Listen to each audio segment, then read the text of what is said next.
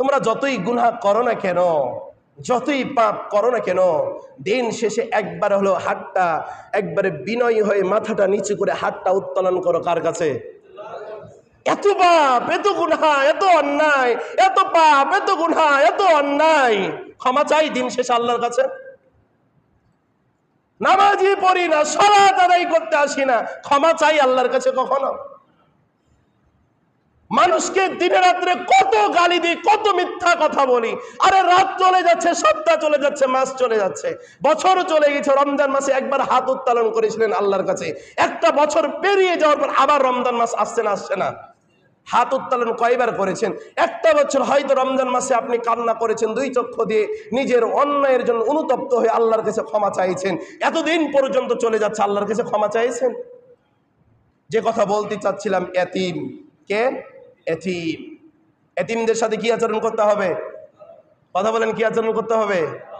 রাসূলুল্লাহ সাল্লাল্লাহু আলাইহি ওয়াসাল্লাম বলছেন, ও দুনিয়ার মানুষ তোমরা শোনো, একজন বাচ্চার যখন বাবা মরে যায়, একজন বাচ্চার যখন মা মরে যায়, একজন বাচ্চার যখন বাবা মরে যায়, একজন বাচ্চার বাবা যখন মরে যায়, ও দুনিয়ার মানুষ তোমরা ভালো করে শুনে রাখো, তখন ওই বাচ্চার মাথার ওপর থেকে ছাদটা হারিয়ে যায়, ওই বাচ্চার পিছন থেকে একটা দেওয়াল সরে যায়, ওই বাচ্চার জীবন থেকে গুরুত্বপূর্ণ একজন মানুষ সরে যায়। এই জন্য তোমরা যারা গার্জেন থাকবা, ওই এতিমদের সাথে তোমরা উত্তম ব্যবহার করো, সুন্দর ব্যবহার করো। রাসূলুল্লাহ সাল্লাল্লাহু আলাইহি সাল্লামকে অর্ডার দিয়েছেন এ কথা বলার জন্য, তিনি কে? আল্লাহ। মানে কি? এতিম নিঃস্ব হয়ে গেছে, বাবা মরে গেছে, কিন্তু আমরা আফসোস, আমরা এতিমদের সাথে কি আচরণ করতে পারি না? ভালো আচরণ করতে পারি না। আপনার বাড়ির পাশে এতিম আছে, আছে না নাই? আপনার বাড়ির পাশে একটা বিধবা মহিলা আছে, আপনার বাড়ির পাশেই এতিম বাচ্চারা ঘোরাফেরা করে, অথচ আপনি তাদের সাথে ভালো আচরণ করতে পারেন না। যদি এতিমদের সাথে ভালো আচরণ না করা হয়, যারা এতিমদের সাথে ভালো আচরণ করবে না, তারা যেন জান্নাতে আমার সাথে থাকতে আশা না করে, তারা যেন আমার সাথে জান্নাতে থাকতে আশা না করে। কে বলছে এটা? রাসূলুল্লাহ সাল্লাল্লাহু আলাইহি সাল্লাম।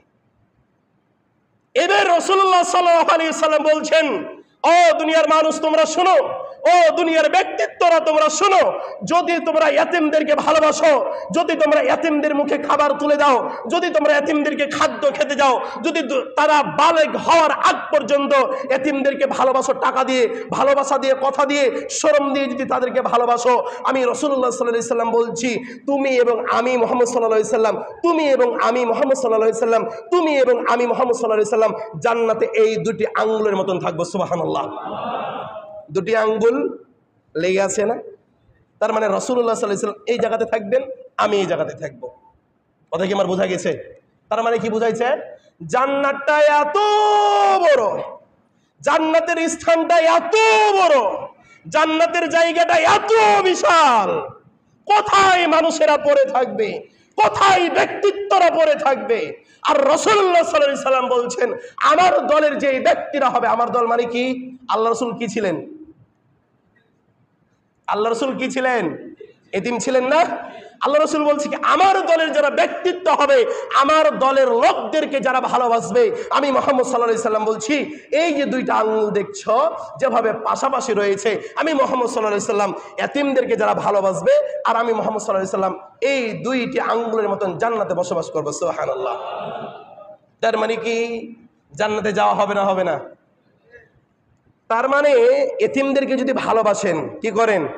এতিমদেরকে যদি ভালোবাসেন, আর এতিমদেরকে যদি আপনি লালন পালন করেন, এতিমদেরকে যদি আপনি খেতে দেন, এতিমদের সাথে যদি আপনি উঠা বসা করেন, তার মানে কি আল্লাহ আপনার জিন্দেগির পাপগুলো কি করবে? বলেন বলেন, কি করবে? ক্ষমা করে দিবে। ক্ষমা না করলে কি জান্নাত যেতে পারতেন? তার মানে কি আল্লাহ রাসূল কি বলেছে? যে তুমি এবং আমি মুহাম্মদ সাল্লাল্লাহু আলাইহি সাল্লাম, তুমি এবং আমি মুহাম্মদ সাল্লাল্লাহু আলাইহি সাল্লাম, তুমি এবং আমি মুহাম্মদ সাল্লাল্লাহু আলাইহি সাল্লাম, এভাবে দুইজন আমি জান্নাতে বসবাস করব। কারা? যারা এতিমদেরকে ভালোবাসবে, যারা এতিম সন্তানদেরকে লালন পালন করবে, যারা এতিমদেরকে বালেগ হওয়ার আগ পর্যন্ত তাদের টাকা পয়সা সংরক্ষণ করবে, জীবনে তাদের টাকা পয়সাগুলো আত্মসাৎ করবে না। এতিমদেরকে ভালোবাসবেন না বাসবেন না? তা কি শুধু এক পয়েন্ট, এক নাম্বার, যদি এতিমদেরকে ভালোবাসেন জান্নাতে থাকবেন কার সাথে? সবাই বলেন জান্নাতে থাকবেন কার সাথে?